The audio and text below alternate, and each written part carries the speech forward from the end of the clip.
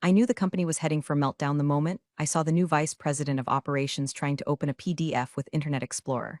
But let's back up. In the defense contracting world, there are two types of people: those who understand ITAR, international traffic in arms regulations, and those who are about to go to federal prison. I'm the person standing between the executives and an orange jumpsuit.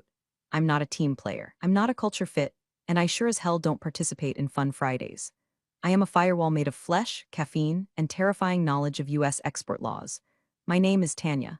I'm 48, I wear blazers that cost more than your car, and I possess the kind of resting bitch face that makes grown engineers check their math 3 times before approaching my desk.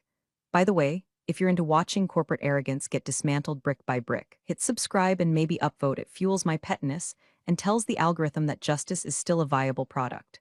For 10 years, I was the export control officer for Aerotech Dynamics, fake name, obviously, because I don't need the DOJ at my door again.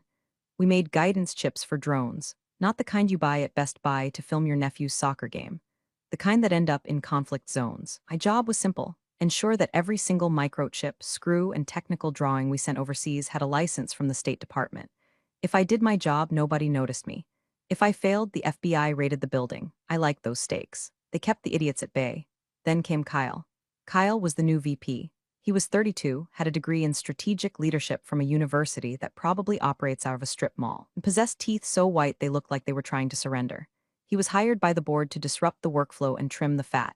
Naturally, he looked at my department, compliance, and saw nothing but a money pit. Our first meeting was in his office, which he had redecorated with a standing desk and a motivational poster that said grind in a font that screamed insecurity. Tanya, hey, take a seat, he said, pointing to a beanbag chair. I remained standing. So I've been looking at the org chart, and I'm seeing a lot of bottlenecks in logistics. Specifically, your approval queue. It's not a bottleneck, Kyle, I said, my voice flat enough to use as a level. It's a federal requirement. We can't ship restricted hardware to a country on the embargo list just because FedEx offers a discount. He laughed, a hollow, dry sound like shaking a box of expired croutons. Right, regulations, I get it. We need to be agile. We need to move at the speed of business, not the speed of government. I feel like you're playing goalie when we need you to be a striker. I'm not playing soccer, Kyle. I'm playing keep the CEO from being indicted for arms trafficking. If I stop being a goalie, you don't score a goal. You score a $20 million fine and a ban from all government contracts. He waved his hand dismissively, as if he could shoo away the code of federal regulations like a bad smell. You're too in the weeds, Tanya. You're focused on the can'ts instead of the cans. I need visionaries here. Also, I noticed you spend a lot of time on that charity board of yours. The one for? What is it? Literacy? Veterans Rehabilitation, I corrected. I volunteer 10 hours a month, on weekends, which is my time. Right. Well, perception is reality, Tanya. When people see you focusing on outside projects, they wonder if your head is really in the game here at Aerotech. Just a thought. I walked out of his office with a vibration in my teeth that usually indicates an oncoming migraine or a stroke. He was setting the stage. I knew the signs. I've survived 3 CEOs and a DOJ audit. I know when I'm being hunted. The problem with Kyle wasn't that he was stupid. Stupid I can handle. I can educate stupid. The problem was that he was arrogant and ambitious, a cocktail that tastes like gasoline and burns down buildings. He didn't understand that my bottleneck was the only thing giving this company value. We didn't sell chips, we sold compliant chips. Our clients bought from us because they knew our paperwork was bulletproof. If you strip away the compliance, we're just another factory selling sand and plastic. I went back to my office, corner room with blackout curtains and a shredder that could handle credit cards, and started doing what I do best: documentation. I didn't just file export licenses. I archived emails. I saved Slack messages. I transcribed voicemail. If Kyle was going to come for me, I was going to make sure that when he eventually pulled the trigger, the recoil would take his arm off. The air in the office felt different that week. The engineers, usually my allies because I kept them out of trouble, wouldn't make eye contact. The shipping manager, a good guy named Dave who looked like a walrus and smelled like Old Spice, stopped by my desk and whispered, "He's asking for your passwords, Tan." He asked IT for a backdoor to the licensing portal. "Let him ask," I said, sipping my lukewarm green tea. The State Department issues those credentials to individuals, not companies. He can't just log in as me. That's identity fraud on a federal level. He doesn't care, Dave said, looking over his shoulder. He's bringing in some consultant friend, a guy named Brad or Chad or Thad. One of those names. Says he can automate your job with AI. I almost laughed. AI for ITAR compliance? That's like trying to use ChatGPT to defuse a nuclear bomb. Sure, it might guess the right wire, but are you willing to bet the city on it? I spent the rest of the afternoon auditing the current pending shipments. We had a massive order, $12 million worth of drone stabilizers, sitting on the dock, waiting for a DSP-5 license amendment. It was going to a friendly nation, but the end-user certificate had a typo. A single digit off. If we shipped it, it was a violation. I had flagged it red. I looked at the screen, the red flag pulsing like a heartbeat. Don't do it, Kyle. I whispered to the empty room. Don't be a hero. But I knew he would be. Heroes like Kyle always think the rules are just suggestions for lesser men. He didn't know that I was already packing my personal files. I wasn't planning to quit, but I was definitely planning to survive. The storm was coming, and unlike Kyle, I had an umbrella made of steel. The following Tuesday, the calendar invite appeared in my inbox like a digital death threat. Strategic realignment and efficiency sync. No agenda attached. Just Kyle, me, and the HR director, a woman named Janice who possessed the spine of a gummy worm and communicated exclusively in sad nods. I walked into the conference room armed with a binder.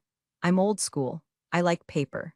You can delete an email. You can't remotely wipe a 3-inch binder filled with time-stamped incompetence. Kyle was already there, practicing his putting on a portable green he'd installed in the corner. Tanya, good of you to join us, Kyle said, missing a 3-foot putt. Grab a water. Hydrate or dehydrate, right? I sat down, ignoring the water. What's the realignment, Kyle? He leaned against the table, crossing his ankles. He was wearing loafers with no socks. I hate that look. It screams. I have never done manual labor, but I will fire people who do. So here's the 30,000-foot view, Kyle began, using his hands to draw a big, imaginary box in the air. We're pivoting. The market is demanding speed. And frankly, the compliance department, meaning you, is operating on a 1990s chassis. We're moving to a compliance-as-a-service model. I blinked. You're outsourcing ITAR to who? A call center? No, to a boutique firm. Buddy of mine runs it. Dynamic Solutions. They use algorithms to scan shipping manifests. It's slick, Tanya, very slick, and it costs 40% less than your salary plus benefits. I opened my binder. The sound of the metal ring snapping open echoed like a gunshot in the quiet room. Kyle, does Dynamic Solutions have a specialized Empower official registered with the Directorate of Defense Trade Controls? He paused. His smile faltered for a microsecond. They have. Systems? They're very tech-forward. Systems don't go to jail, Kyle. People do. Let me explain something to you. I pulled out a printed spreadsheet. Last quarter, I stopped 3 shipments. One was going to a shell company in Dubai that fronts for Iranian interests. The algorithm missed it because the name was spelled phonetically. I caught it because I recognized the street address from a briefing I read in 2014. If that shipment had gone out, the fine would have been $500,000 per violation. That's $1.5 million. Your savings of 40% on my salary would have been wiped out in 10 seconds. Janice, the HR lady, looked down at her notepad, aggressively doodling spirals. She knew I was right. She also knew Kyle was the VP and I was just the buzzkill. You're being dramatic, Kyle scoffed, finally sitting down. That's the problem, Tanya. You operate from a place of fear. Operate from a place of yes. Besides, this decision has already been made. We're bringing in the consultants next week to shadow you. We want a knowledge transfer. Knowledge transfer, I repeated. You want me to teach a piece of software how to have 10 years of intuition? I want you to be a team player, Kyle said, his voice dropping an octave, losing the friendly veneer. And honestly, Tanya, this obsession with the rules, it's a red flag. It makes people wonder what you're hiding. If you're so worried about the government looking at us, maybe it's because you've been doing something wrong and you're afraid a fresh set of eyes will catch it. There it was, the gaslighting. He was twisting my competence into suspicion. It was a classic corporate move. Accuse the whistleblower of creating the noise. I have nothing to hide, Kyle. My logs are immaculate, but I'm not going to train my replacement to break the law. It's not a request, Tanya, he said, checking his Apple Watch. You need full cooperation, or we need to have a different conversation about your future here. I stood up. I didn't slam the binder, I closed it gently.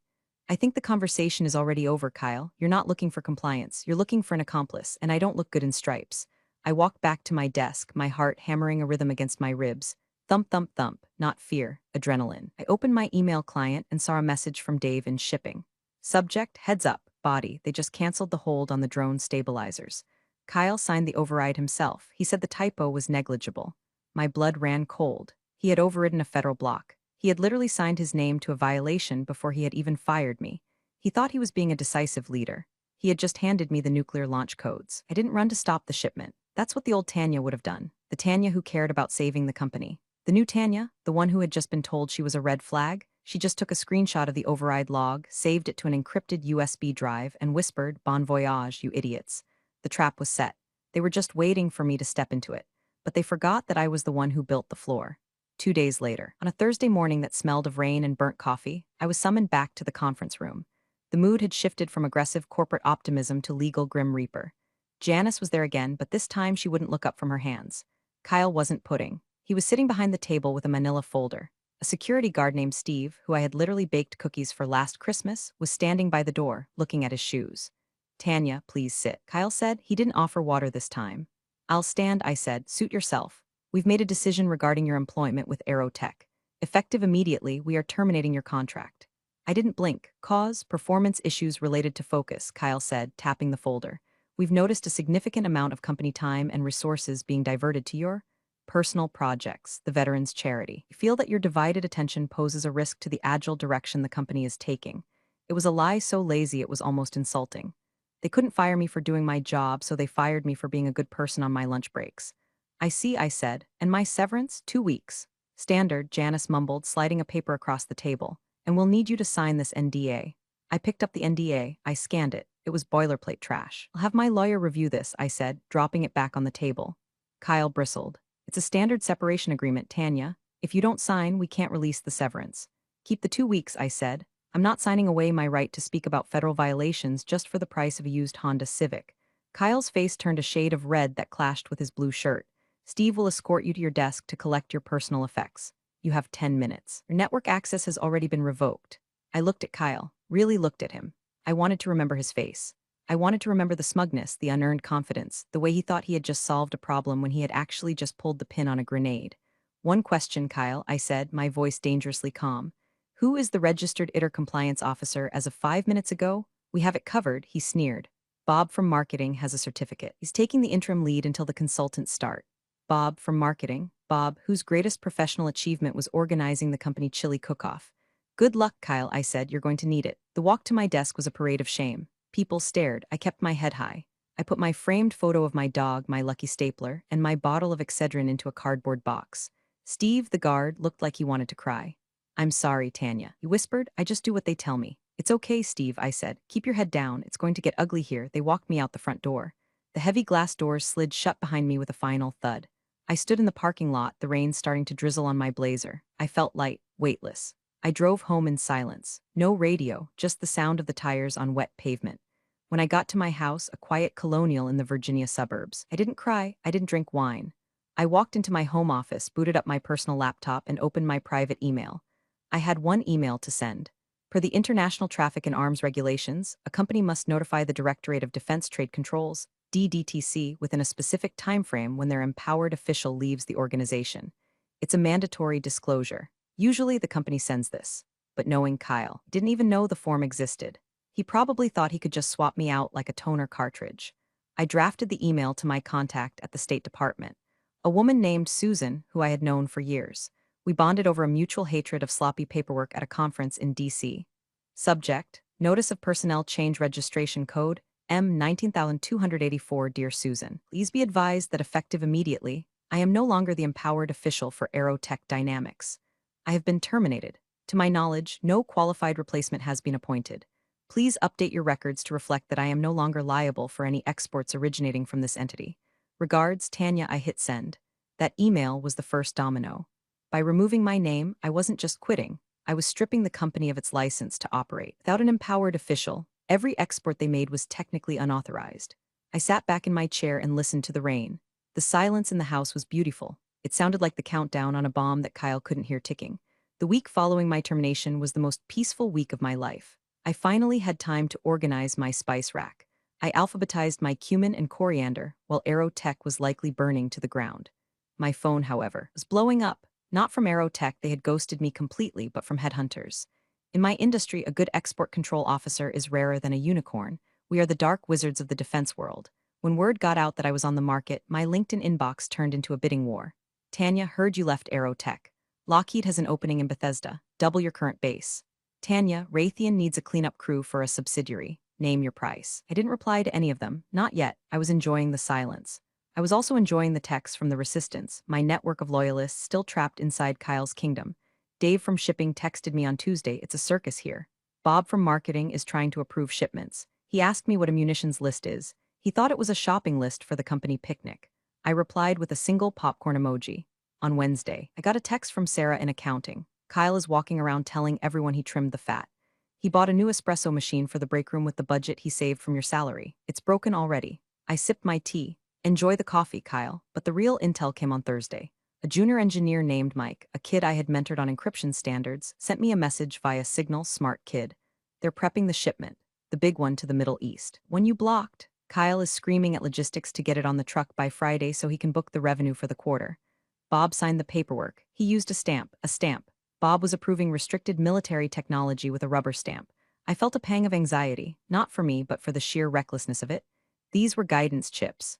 In the wrong hands, they could target U.S. troops. This wasn't just corporate politics anymore. This was national security. I briefly considered calling the FBI tip line right then, but I didn't need to. The system has immune responses for this kind of stupidity. It just takes time for the antibodies to arrive.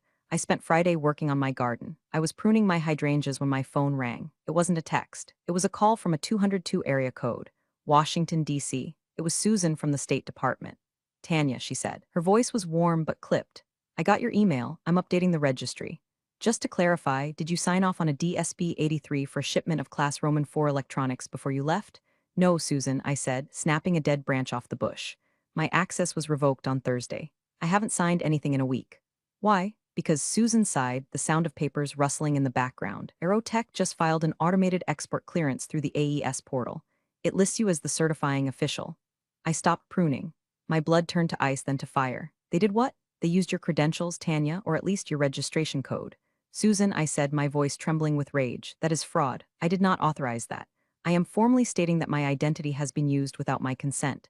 I thought so, Susan said. Okay. I'm flagging the shipment. And Tanya, yes, you might want to turn off your phone this weekend. It's going to get loud. She hung up. Kyle hadn't just fired me. He had impersonated me. He was so desperate to get that shipment out that he had committed a felony to do it. He probably thought the system was just a computer that needed a code. He didn't realize the code was a person. I went back inside and poured myself a very large glass of wine. I looked at the rain falling outside. The quiet week was over. The storm had just made landfall.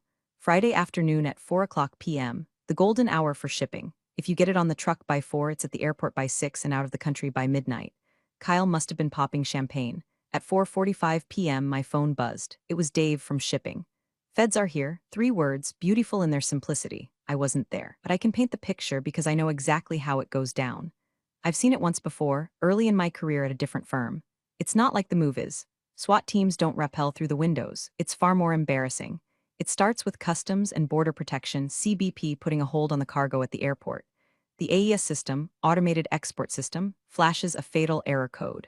Then, a couple of very polite officers in windbreakers show up at the loading dock. They don't yell, they just ask for the paperwork. Dave told me later that Kyle actually went down to the dock to handle it. Gentlemen, Kyle apparently said, flashing his best boardroom smile, there seems to be a misunderstanding. This is a priority shipment for a key ally.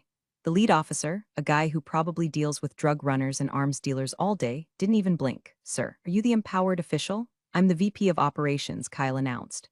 I run this facility. That's not what I asked. We have a flag on the shipment stating the certifying official is no longer employed here. Yet the electronic filing was submitted under her credentials this morning. That's a violation of the Arms Export Control Act. Kyle, ever the improviser, tried to pivot. Well, Tanya is? Consulting. She's in transition. It's a paperwork lag, sir. Fraud is not a paperwork lag, the officer said. We're seizing the cargo. And we're issuing a temporary suspension order for all exports from this facility pending an audit. Imagine $12 million worth of high-tech hardware being wrapped in seized tape. Imagine the truck drivers, who get paid by the mile, turning off their engines and lighting cigarettes. Imagine Bob from marketing, standing there in his khakis, realizing that his interim role might involve an interrogation room. At 5:30 p.m., I received an automated email from the company's server, likely a blast to all managers that they forgot to remove me from. Subject, urgent logistics delay body. Due to a technical glitch with customs, the Q3 shipment is on hold. We are troubleshooting with the vendor. All hands on deck meeting Monday at 8 a.m. Troubleshooting with the vendor. He was still lying. Couldn't admit he had broken the law. He was calling the U.S. government a vendor with a glitch. I sat on my porch watching the sun go down. The air smelled sweet. The anxiety that had lived in my chest for the last 3 months under Kyle's regime was gone. It was replaced by a grim certainty. Kyle thought he was playing 4D chess. He didn't realize he was playing Russian roulette with a fully loaded Glock. The shipment was dead. The revenue was gone. But the real pain hadn't even started. The audit wasn't just a meeting, it was an autopsy. And I was the only one who knew where the bodies were buried because I was the one who had spent 10 years trying to keep them from dying in the first place. My phone rang again, a number I didn't recognize. I let it go to voicemail, then it rang again and again. Finally, I picked it up. Hello, Tanya, it was Kyle. He sounded breathless. Hey, so funny thing. Have a bit of a snag with the paperwork. The system is acting up. I need your password for the DDTC portal. Just to, clear the cache. I smiled, a shark smile. Kyle, I said softly, I don't work there anymore. I know, Kyle stammered, his voice pitching up into a whine, but technically you're still in the system. So if you could just give me the login, or maybe hop on a quick Zoom to walk Bob through the override, we can fix this in 5 minutes. We'll pay you for your time, contract rate. Kyle, I said, holding the phone away from my ear as if it were contaminated. You don't understand, there is no override. The State Department has flagged the shipment because I told them I don't work there. If I give you my password now, after I've already declared I'm gone, I would be conspiring to commit export fraud. I'm not going to federal prison so you can hit your quarterly bonus, you told them. Kyle's voice dropped. You called the feds on us? I filed a mandatory regulatory disclosure, Kyle, which you would know if you had read the binder I left on your desk. The one you used as a coaster for your protein shake. You sabotaged us, he shouted. The mask was off. The strategic leader was gone, the scared frat boy was back. You set this up, you knew this would happen. I didn't sabotage anything. I removed the safety rails. You're the one who drove the car off the cliff. I just stepped out of the vehicle before impact. Listen to me, Tanya, he hissed. If we don't ship this, the company misses guidance. Stock drops, people lose jobs. Do you want that on your conscience? Steve the guard, Dave in shipping, their jobs are on you. Ah, the guilt trip, the last refuge of a narcissist. Don't you dare put that on me, I snapped. My voice finally rose, cutting through the evening air. I spent 10 years protecting those jobs. I protected them from incompetence. I protected them from regulations that would crush this place. You fired the protector. You fired the insurance policy because you thought it was too expensive. Whatever happens to Steve and Dave is on you, Kyle. You wanted to be the visionary? Congratulations. You're now witnessing the vision of a federal investigation. I hung up. Then I blocked his number. I sat there, my hand shaking slightly, not from fear, but from the adrenaline of finally saying what I had wanted to say for 3 months. It felt like purging poison. 10 minutes later, my phone pinged, a text from an unknown number. Tanya, this is Janice from HR. Please call us. We can discuss a reinstatement package. Significant raise, please. I didn't reply. Reinstatement? To what? A crime scene. Don't go back into the burning building just because the arsonist realizes he forgot his wallet. I turned my phone off completely. I went into the kitchen and made dinner. I grilled a steak. I opened a bottle of expensive Cabernet. I ate alone in the quiet of my kitchen, listening to the hum of the refrigerator. I knew what Monday would bring. The audit team wouldn't just be looking at the shipment.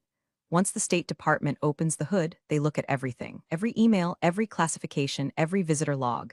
They would find the interim measures. They would find Bob. They would find the lack of training. I took a sip of wine. Here's to agility, I toasted to the empty room. I slept better that night than I had in years. Monday morning at Aerotech usually started with a stand-up scrums meeting where people stood around awkwardly while Kyle threw buzzwords at them.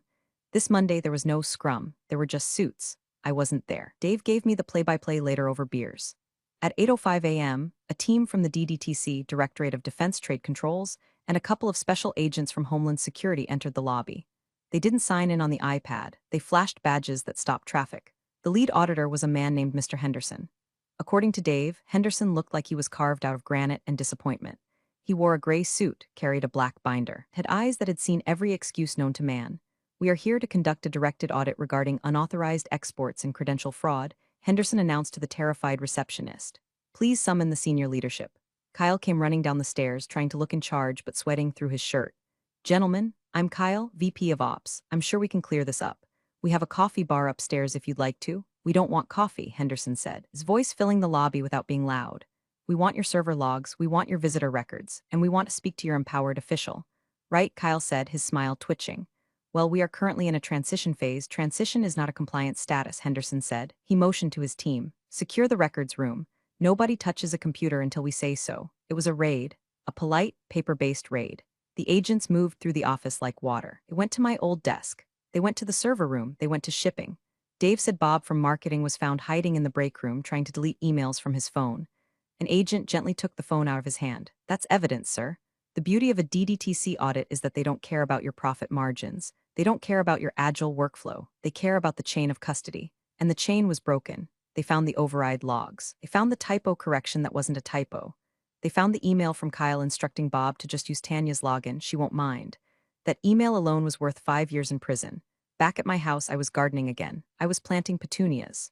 My neighbor, Mrs. Gable, waved at me. You're home early, Tanya, taking a holiday? Permanent vacation, Mrs. Gable, I called back. Just doing some weeding. I was weeding my garden. The feds were weeding Aerotech. Around noon, my LinkedIn chimed. It wasn't a recruiter. It was the CEO of Aerotech, the big boss, the guy who hired Kyle. He was usually in Shielding in New York, far away from the operations. Message, Tanya, we need to talk. Urgent. I looked at the message. I imagined the panic in the boardroom. I imagined them realizing that the bottleneck they fired was the only thing holding up the roof. I didn't reply. I went back to my petunias. They needed water. Aerotech needed a miracle, and I was fresh out of those. The audit lasted 3 days. 3 days of silence from the factory floor. 3 days of lawyers swarming the parking lot like vultures.